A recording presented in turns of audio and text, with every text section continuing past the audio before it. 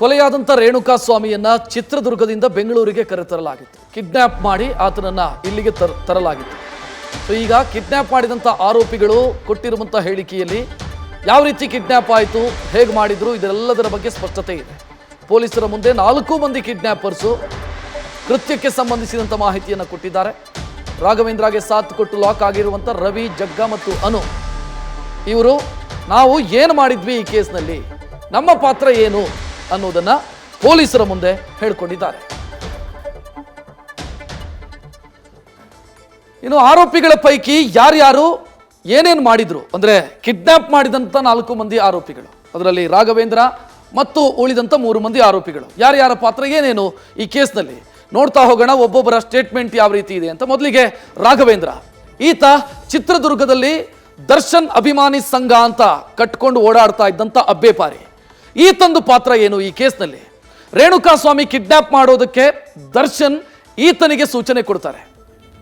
ಆತನನ್ನ ಕಿಡ್ನಾಪ್ ಮಾಡು, ರೇಣುಕಾ ಸ್ವಾಮಿಯನ್ನ ಕಿಡ್ನಾಪ್ ಮಾಡು ಅನ್ನುವಂಥ ಸೂಚನೆ ಈತನಿಗೆ ಬರುತ್ತೆ. ಈತ ಆ ನಂತರ ಎಂಟ್ರಿ ಆಗ್ತಾನೆ, ಈ ಕೇಸ್ನಲ್ಲಿ ಎಂಟ್ರಿ ಆಗ್ತಾನೆ, ಅಥವಾ ರೇಣುಕಾ ಸ್ವಾಮಿಯನ್ನ ಕೆಡುವುದಕ್ಕೆ ಬೇಕಾದಂಥ ಪ್ಲಾನ್ ಮಾಡ್ತಾನೆ. ದರ್ಶನ್ ಸೂಚನೆಯಂತೆ ಕಿಡ್ನಾಪ್ ಮಾಡೋದಕ್ಕೆ ಅಥವಾ ರೇಣುಕಾ ಸ್ವಾಮಿಯನ್ನ ಚಿತ್ರದುರ್ಗದಿಂದ ಬೆಂಗಳೂರಿಗೆ ಕರೆತರೋದಕ್ಕೆ ಏನೆಲ್ಲ ಸಿದ್ಧತೆಯನ್ನ ಮಾಡೋದಕ್ಕೆ ಸಾಧ್ಯ ಇದೆ ಅದನ್ನು ಮಾಡ್ತಾರೆ. ಮೊದಲನೇದಾಗಿ ಅಪೋಲೋ ಫಾರ್ಮಸಿಯಲ್ಲಿ ಕೆಲಸ ಮಾಡ್ತಾ ಇದ್ದ ರೇಣುಕಾ ಸ್ವಾಮಿ, ಈತನನ್ನ ಪತ್ತೆ ಮಾಡುವಂಥ ಕೆಲಸ. ಅಂದರೆ ಒಂದು ಮೆಸೇಜ್ ಏನು ಪವಿತ್ರ ಗೌಡಾಗಿ ಬರ್ತಾ ಇತ್ತು, ಆಗಾಗ ಆ ಮೆಸೇಜ್ ಬರ್ತಾ ಇತ್ತು. ಮೆಸೇಜ್ ಕಳಿಸಿದಂಥ ವ್ಯಕ್ತಿ ಚಿತ್ರದುರ್ಗದವನು ಅಂತ ದರ್ಶನ್ಗೆ ಗೊತ್ತಾಗಿತ್ತು. ದರ್ಶನ್ ಈತನಿಗೆ ಸೂಚನೆಯನ್ನು ಕೊಡ್ತಾನೆ. ಆಗ ಯಾರು ಅನ್ನೋದನ್ನು ಫೈಂಡ್ ಔಟ್ ಮಾಡುವಂಥ ಕೆಲಸವನ್ನು ಈ ರಾಘವೇಂದ್ರ ಮಾಡ್ತಾನೆ. 4-5 ದಿನ ರೇಣುಕಾ ಸ್ವಾಮಿಯ ಚಲನವಲನವನ್ನು ಒಬ್ಸರ್ವ್ ಮಾಡುವಂಥ ಕೆಲಸವನ್ನ ಕೂಡ ಈತ ಮಾಡ್ತಾನೆ, ರಾಘವೇಂದ್ರ ಮಾಡ್ತಾನೆ. ಇನ್ನು ಬಳಿಕ ರೇಣುಕಾ ಸ್ವಾಮಿಯನ್ನ ಕಿಡ್ನಾಪ್ ಮಾಡೋದಕ್ಕೆ ಪ್ಲಾನ್ ಅನ್ನ ಕೂಡ ರಘು ಅಲಿಯಾಸ್ ರಾಘವೇಂದ್ರ ರೂಪಿಸ್ತಾನೆ. ಸ್ನೇಹಿತರ ಜೊತೆ ಯಾವುದೇ ವಿಚಾರವನ್ನ ಶೇರ್ ಮಾಡದೆ ಈತ ಏಕಾಂಗಿಯಾಗಿ ಪ್ಲಾನ್ ಮಾಡ್ತಾನೆ. ಈತನನ್ನ ಅಂದ್ರೆ ರೇಣುಕಾ ಸ್ವಾಮಿಯನ್ನ ಹೇಗೆ ಕಿಡ್ನಾಪ್ ಮಾಡಬಹುದು ಚಿತ್ರದುರ್ಗದಿಂದ, ಅಥವಾ ನನ್ನ ಬಾಸ್ ಮುಂದೆ ರೇಣುಕಾ ಸ್ವಾಮಿಯನ್ನ ಕರ್ಕೊಂಡು ಹೋಗಿ ನಿಲ್ಲಿಸಿ ನಾನು ಹೇಗೆ ಬಾಸ್ನಿಂದ ಬೇಷ್ ಅಂತ ಅನಿಸ್ಕೊಳ್ಳೋದಕ್ಕೆ ಸಾಧ್ಯ ಇದೆ ಅಂತ ಯೋಚನೆಯನ್ನ ಮಾಡ್ತಾನೆ. ಜಗ್ಗ ಅಲಿಯಾಸ್ ಜಗದೀಶನ್ನ ಈ ಕೇಸಲ್ಲಿ ಆ ನಂತರ ಇನ್ವಾಲ್ವ್ ಮಾಡಿಕೊಳ್ತಾನೆ. ಯಾವ ರೀತಿ ಅಂತಂದ್ರೆ, ದರ್ಶನನ್ನ ಮೀಟ್ ಮಾಡಿಸ್ತೀನಿ ನಿನಗೆ, ನೀನು ಕೂಡ ದರ್ಶನ್ ಅಭಿಮಾನಿ, ನಾನು ದರ್ಶನ್ ಸಂಘದ ಅಧ್ಯಕ್ಷ, ನೀನು ದರ್ಶನನ್ನ ಮೀಟ್ ಆಗಿಲ್ಲ ಇಲ್ಲಿ ತನಕ, ನಿನಗೆ ದರ್ಶನನ್ನ ಮೀಟ್ ಮಾಡಿಸ್ತೀನಿ ಅಂತ ಈ ಜಗ್ಗನಿಗೆ ಆಮಿಷ ಉಡ್ತಾನೆ. ಆ ಬಳಿಕ ಜಗ್ಗನ ಮೂಲಕ ಇನ್ನೊಬ್ಬ ಆಟೋ ಚಾಲಕ, ಈ ಜಗ್ಗ ಕೂಡ ಆಟೋ ಚಾಲಕ, ಅನು ಈತನೂ ಆಟೋ ಚಾಲಕ, ಅನು ಅಲಿಯಾಸ್ ಅನುಕುಮಾರ್, ಆತನ ತಂದೆಯನ್ನು ಹೃದಯಾಘಾತಕ್ಕೆ ಒಳಗಾಗಿ ಮೃತಪಟ್ಟಿದ್ದಾರೆ, ಆತನಿಗೂ ಕೂಡ ಫೋನ್ ಮಾಡ್ತಾನೆ. ಇಬ್ಬರನ್ನ ರೆಡಿ ಮಾಡಿದ್ದಾಯ್ತು. ಜಗ್ಗ ಅನು ಇಬ್ಬರನ್ನ ಕೂಡ ಜೊತೆಗೆ ಹೋಗೋದಕ್ಕೆ, ಅಂದ್ರೆ ರೇಣುಕಾ ಸ್ವಾಮಿಯನ್ನ ಕಿಡ್ನಾಪ್ ಮಾಡೋ ಸಂದರ್ಭದಲ್ಲಿ ಜೊತೆಗೆ ಇರಬೇಕಲ್ಲ ಇಬ್ಬರು. ಸೊ ಅದಕ್ಕೆ ಈ ಜಗ್ಗ ಮತ್ತು ಅನುವನ್ನ ಕರೆಸ್ಕೊಂಡು ಪ್ಲಾನ್ ಮಾಡ್ತಾನೆ. ಬಾಸ್ ಕಾಲ್ ಮಾಡಿದ್ರು ಅಂದಾಗ ಜಗ್ಗ ಮತ್ತು ಅನು ಖುಷಿ ಆಗ್ತಾರೆ. ದರ್ಶನನ್ನ ನೋಡೋದಕ್ಕೆ ಸಿಗತ್ತೆ, ದರ್ಶನನ್ನ ಮೀಟ್ ಆಗಬಹುದು, ಸಾಧ್ಯ ಆದರೆ ಒಂದು ಫೋಟೋ ತೆಗೆಸ್ಕೊಳ್ಬಹುದು, ಮತ್ತು ಆ ಫೋಟೋವನ್ನು ಊರಿಗೆಲ್ಲ ಹಂಚಿ ನಾವು ದರ್ಶನ್ ಹುಡುಗರು ಅಂತ ಪೋಸ್ಟ್ ಕೊಡಬಹುದು ಅಂತ ಇವರಿಬ್ರು ಪಾಪ ಭಾವಿಸ್ತಾರೆ, ಜಗ್ಗ ಮತ್ತು ಅನು. ಜಗ್ಗ ಮೂಲಕ ಡ್ರೈವರ್ ರವಿಗೂ ಕೂಡ ಫೋನ್ ಮಾಡಲಾಗುತ್ತೆ. ಡ್ರೈವರ್ ರವಿ ಒಂದು ಟಾಟಾ ಇಟಿಯೋಸ್ ಕಾರ್ ಇಟ್ಕೊಂಡಿದ್ದಾನೆ, ಮಂಡ್ಯ ರಿಜಿಸ್ಟ್ರೇಷನ್ ಒಂದು ಟಾಟಾ ಇಟಿಯೋಸ್ ಕಾರ್ ಇಟ್ಕೊಂಡಿರುವಂಥ ಚಾಲಕ. ಆತನಿಗೆ ಫೋನ್ ಮಾಡ್ತಾರೆ, ಒಂದು ಬಾಡಿಗೆ ಇದೆ, ಬಾಡಿಗೆಯ ನೆಪ ಒಡ್ಡಿ ರವಿಯನ್ನ ರಘು ಅಲಿಯಾಸ್ ರಾಘವೇಂದ್ರ ಕರೆಸಿಕೊಳ್ತಾನೆ, ಬೆಂಗಳೂರಿಗೆ ಹೋಗುವಂಥ ಒಂದು ಬಾಡಿಗೆ ಇದೆ ಅಂತ.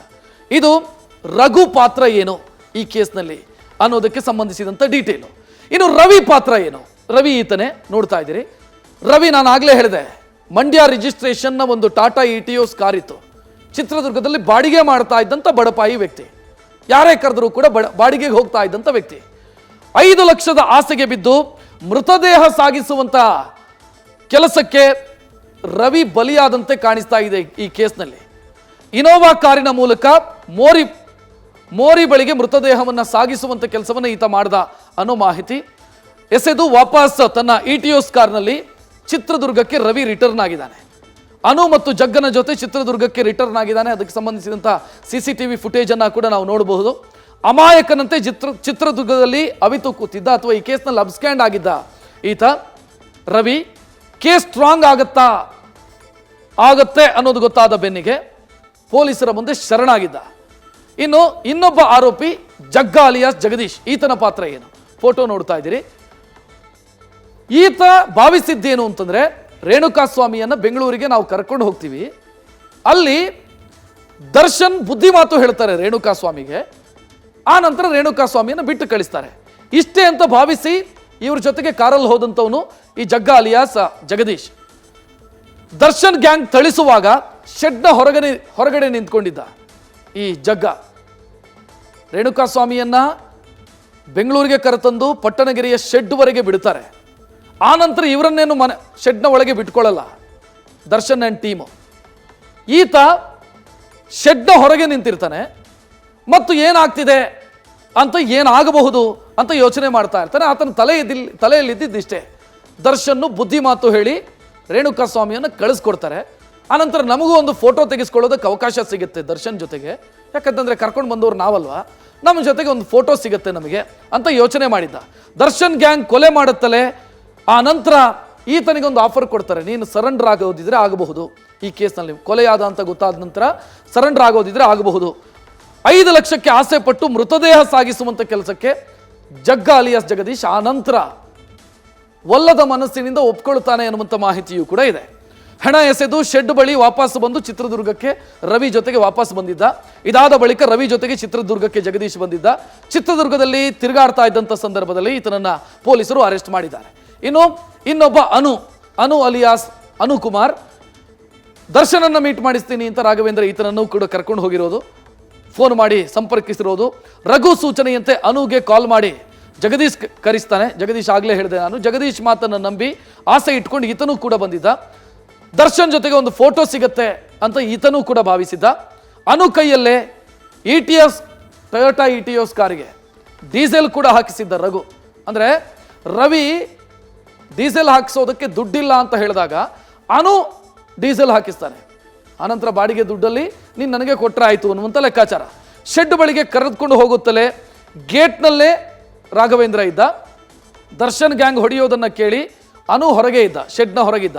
ರೇಣುಕಾಸ್ವಾಮಿ ಮರ್ಡರ್ ಆಗುತ್ತಲೇ ಅನು ಗಾಬರಿಗೊಳಗಾಗಿದ್ದಾನೆ.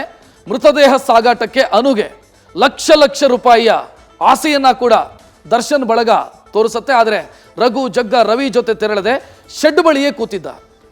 ಜಗ್ಗ, ರಾಘವೇಂದ್ರ ಮತ್ತು ಉಳಿದವರು ಏನೋ ಹೆಣ ಎಸೆಯೋದಕ್ಕೆ ಹೋಗ್ತಾರೆ ರಾಜಕಾಲುವೆ ಸಮೀಪ. ಆದರೆ ಈತ ಮಾತ್ರ ಹೋಗೋದಿಲ್ಲ ಆ ಕಾರಲ್ಲಿ, ಬದಲಾಗಿ ಶೆಡ್ ಸಮೀಪವೇ ಕೂತಿದ್ದ. ಬಾಡಿ ಎಸೆದು ಕಾರ್ ಏನು ವಾಪಸ್ ಬರುತ್ತೆ, ಅದೇ ಕಾರನ್ನು ಹತ್ಕೊಂಡು ಈತ ಚಿತ್ರದುರ್ಗಕ್ಕೆ ಬಂದ. ಹೆದರಿ ಮನೆಯಲ್ಲೇ ಅವಿತು ಕೂತಿದ್ದ. ದರ್ಶನ್ ಗ್ಯಾಂಗ್ ನಮ್ಮನ್ನು ಬಿಡಲ್ಲ ಅಂತ ಹೆದರಿ ಜಗ್ಗನಿಗೆ ಕರೆ ಮಾಡಿದ್ದ. ನಿನ್ನೆ ಪೊಲೀಸರ ಮುಂದೆ ಈತ ಶರಣಾಗಿದ್ದಾನೆ. ಈತ ಶರಣಾದ ಬೆನ್ನಿಗೆ ಈತನ ತಂದೆ ಹೃದಯಾಘಾತದಿಂದ ಬಲಿಯಾಗಿದ್ದಾನೆ.